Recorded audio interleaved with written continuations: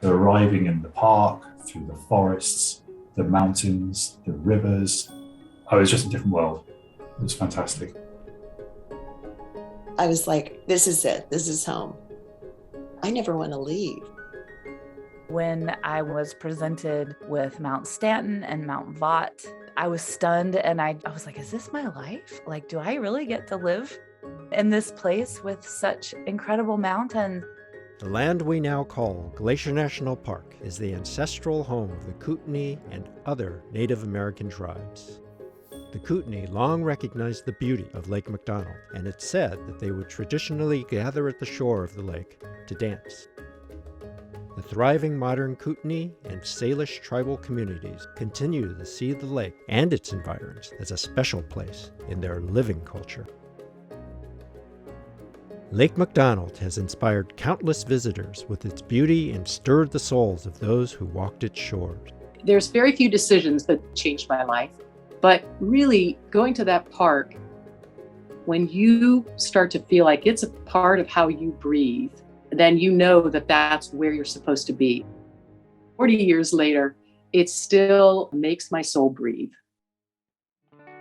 The region was not visited often by European settlers until late in the 19th century.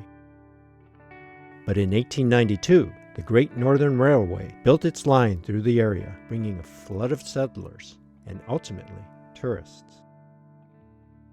By the early 1900s, a community of homesteaders had settled along the lakeshore, building hotels and guest cabins for the area's earliest travelers. There were soon several small summer resorts at both the head and the foot of the lake, and a small community of settlers at Apgar. One of those early hoteliers was a man named George Snyder, who built a small hotel in 1895 called the Glacier House, at the spot that later became Lake McDonald Lodge. There was no road up the lakeshore at the time, so Snyder's guests came and went on a little steamboat from Apgar. The front of the hotel overlooked the lake, 10 miles long and crystal clear. Something that was just stunning to me was that I could look down and see the bottom. Just knowing that there's so much beautiful, crystal clear, clean water beneath you was just kind of dizzying. Snyder left the hotel business in 1906. There's a story that he lost the place in a drunken poker game.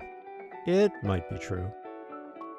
The new owner was a successful local businessman named John Lewis, who saw the potential of the place.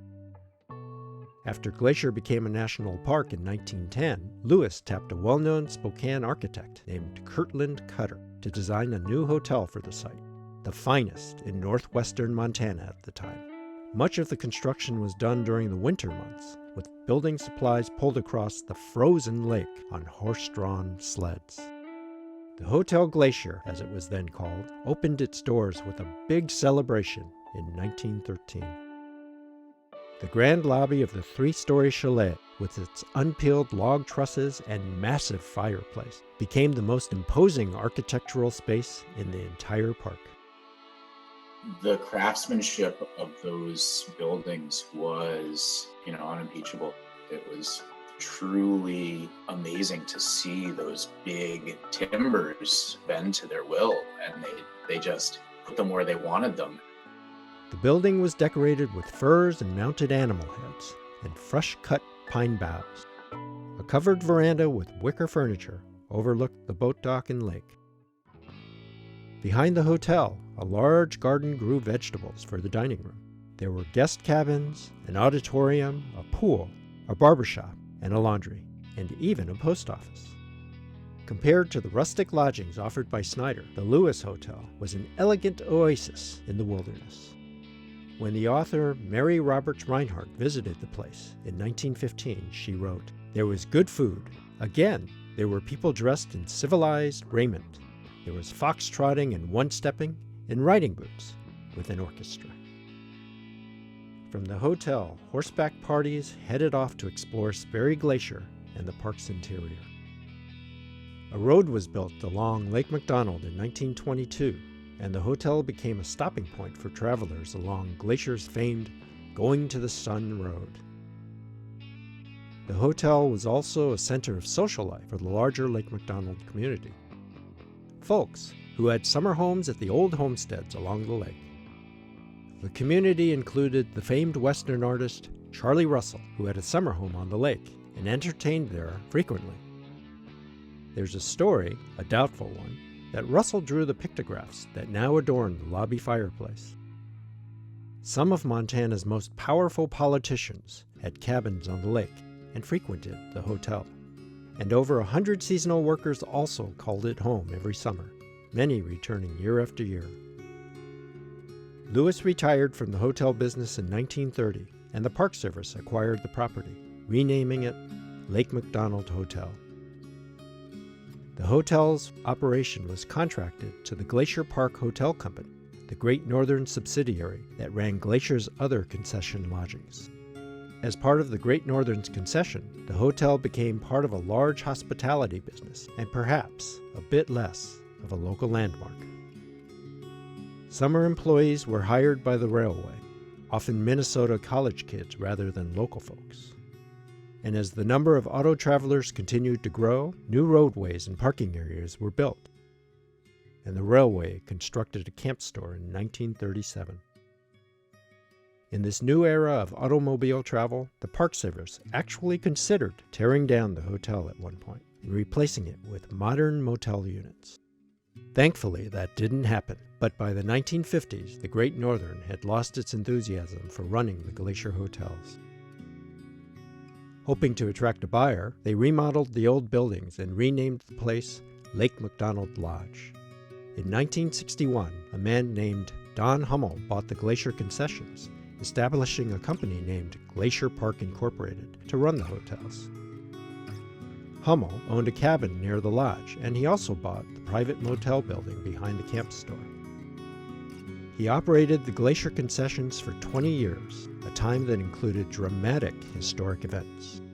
Glacier suffered a great flood in 1964 that destroyed the road to the lake and tore off the end of the hotel dining room.